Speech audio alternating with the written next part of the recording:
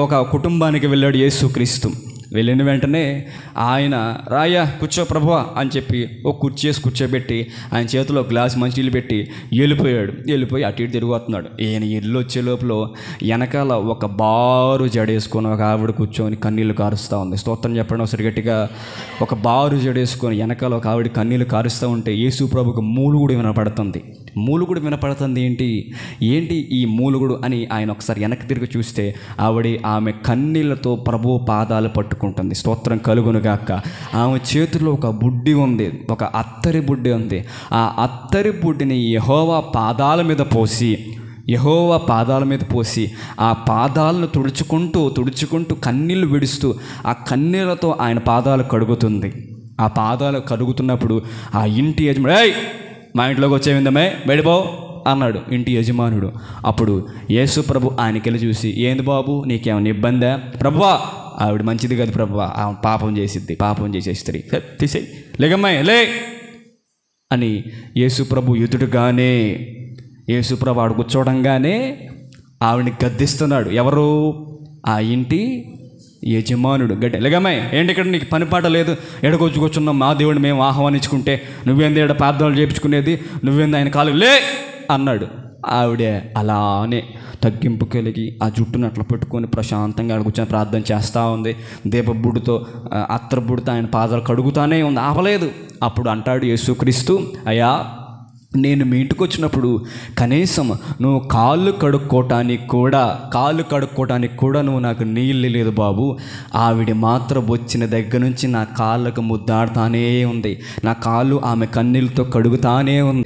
యేసుక్రీస్తు ఈ మాట అంటాడు, నీవు ఇప్పటిదాకా నన్ను పట్టించుకోలేదు బాబు, ఇప్పటిదాకా నేను ఒంటరిగా కూర్చున్నాను బాబు, ఇప్పటిదాకా నువ్వు నన్ను చూడలేదు, ఆవిడ మాత్రం నా కాళ్ళు పట్టుకొని విడిచిపెట్టట్లేదు అని చెప్పి దేవుడు అంటాడు ఒక మాట, అమ్మా నువ్వు నన్ను విస్తారంగా ప్రేమిస్తున్నావు కాబట్టి నీ పాపాలు క్షమించబడ్డాయి. గట్టిగా కొట్టండి గట్టిగా. స్తోత్రం కలుగునుగాక. నీవు నన్ను విస్తారమైన ప్రేమ, నువ్వు నా పైన విస్తారమైన ప్రేమ చూపిస్తున్నావు కాబట్టి నీ పాపాలు క్షమించబడ్డాయి.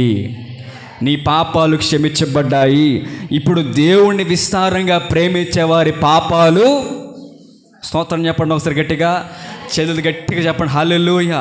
విస్తారంగా ప్రభుని ప్రేమించిన వారి పాపాలు క్షమించబడుతున్నాయి. ఇప్పటిదాకా నీ పాపాలు క్షమించబడలేదేమో, ఇప్పటిదాకా నీ తప్పిదాలకి, ఇప్పటిదాకా నీ యొక్క దుర్నీతికి, దుర్లాభమైన పనులు క్షమించబడలేదేమో. నా దేవుడు మాట్లాడుతున్న మాట, నువ్వు విస్తారంగా ప్రభుని ప్రేమించడం ప్రారంభం చేస్తే నీ పాపాలు ప్రభు క్షమించునుగాక, నీ పాపాల నుంచి ప్రభు విడుదల కలుగజేయునుగాక.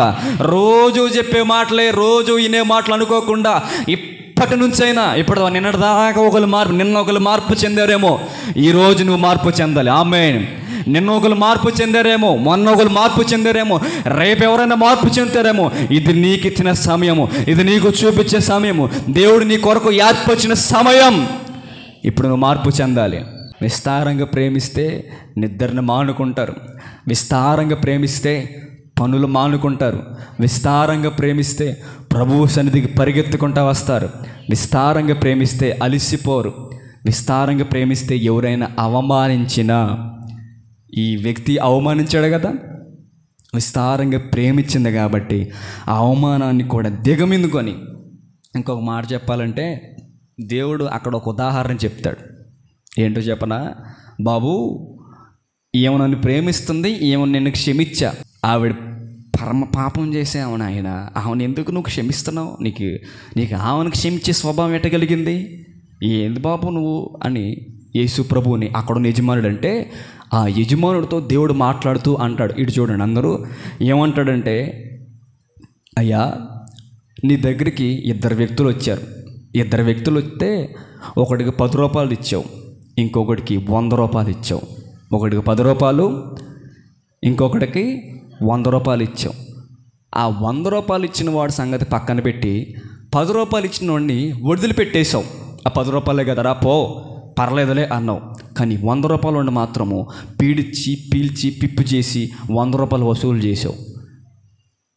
నీతో పాటు నీ స్నేహితుడు ఉన్నాడు, ఒక వ్యక్తికి ఏమో 10 రూపాయలు ఇచ్చాడు, ఇంకొక వ్యక్తికి 1000 రూపాయలు ఇచ్చాడు. ఆ 10 రూపాయల వ్యక్తిని విడిచిపెట్టాడు, 1000 రూపాయల వ్యక్తిని విడిచిపెట్టాడు. 1000 రూపాయల వ్యక్తిని కూడా విడిచిపెట్టాడు కదా. ఇప్పుడు మీ ఇద్దరిని టాలీ చేస్తే మీ ఇద్దరిలో ఎవరు ఎక్కువ గొప్ప వాళ్ళు అవుతారు అని అడిగాడు. గట్టిగా ఒకసారి స్తోత్రం చెప్పండి. మీకు అర్థమైందని నేను చెప్పిన ఉదాహరణ. మీ ఇద్దరిని ఒక పక్కన పెట్టి నుంచోబెట్టి చూస్తే ఇక్కడ 1000 రూపాయలు ఇచ్చిన వాడు ఉన్నాడు. ఆ 1000 రూపాయలు ఇచ్చినవాడు వదిలేశాడు.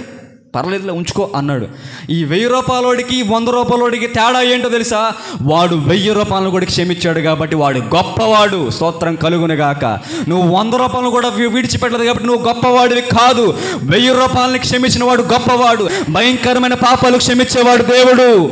ఘోర పాపాలు క్షమించేవాడు దేవుడు. మనుషులు క్షమించలేని నిందను, మనుషులు విడిచిపెట్టలేని నిందను, మనుషులు మర్చిపోలేని నిందను క్షమించేవాడు దేవుడు. అందుకే ఆయన క్రీస్తు అనబడ్డాడు. నువ్వు ఏ పాపము చేసినా, ఎంత అప్పున్నా పర్లేదు దేవుని దగ్గర, ఎంత భయంకరమైన పాపం చేసినా కానీ, ఎంత లోకములో కలిసిపోయినా కానీ, ఆఖరికి నువ్వు కట్టుకున్న భర్తను నువ్వు మోసం చేసినా, కట్టుకున్న భార్యను నువ్వు మోసం చేసినా, కన్న తల్లిదండ్రులు నువ్వు మోసం చేసినా, ఆ పిల్లనిచ్చిన మావని అతను నువ్వు మోసం చేసినా, నువ్వు చేసిన పాపాలకి క్షమించే దేవుడు గొప్ప దేవుడు. కాబట్టి నిన్ను క్షమించబోతున్నాడు ఆయన. స్తోత్రం కలుగును గాక. నిన్ను క్షమించబోతున్నాడు ఆయన. ఘోర పాపిని కూడా క్షమిస్తున్నాడు. ఎందుకో తెలుసా? నువ్వు విస్తారమైన ప్రేమ చూపిస్తున్నావు. స్తోత్రం కలుగును గాక. నువ్వు విస్తారమైన ప్రేమ చూపిస్తున్నావు. నీ పాపాలు క్షమించబడ్డాయి. స్తోత్రం కలుగును గాక. ఆయన నిన్ను విడిచిపెట్టే దేవుడు కాదు. ఎందుకో తెలుసా? నీలో ప్రేమ విస్తారంగా ఉంది. విస్తారమైన ప్రేమ చూపిస్తున్నావు. చిన్న పాపాలు క్షమించేవాడు మనిషి,